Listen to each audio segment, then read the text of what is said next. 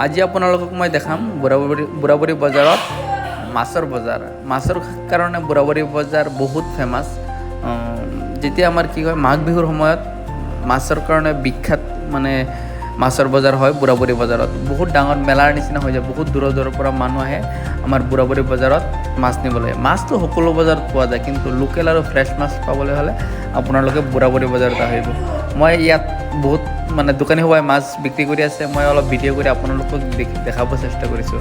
ইয়াত মানে পুখুৰীৰ মাছো আছে, নদীৰ মাছো আছে। বেছিভাগে মাছ মানে নদীৰ, আৰু নদীৰ মাছবিলাক খোৱাত ভাল, আৰু এইবিলাকক সকলোকে লোকেল মাছ বুলি কোৱা হয়। আৰু বাহিৰতো চালানী মাছ পোৱা যায়, কিন্তু চালানী মাছ আজিকালি বহুতে খাব নিবিচাৰে, আৰু চালানী মাছ খালেও বেমাৰ আজাৰত বহুত প্ৰব্লেম হয়। কিন্তু লোকেল মাছবিলাক বহুত সতেজ আৰু বহুত ভাল মাছ ইয়াত পোৱা যায়। ইয়াত মাছমৰীয়াই নিজে মাছ বিক্ৰী কৰিব আহে। এইখনে এখন বজাৰ আৰু এনেকুৱা ধৰণৰ বহুত ভাল চব্জিও পোৱা যায়, মাছো পোৱা যায়। Thank U.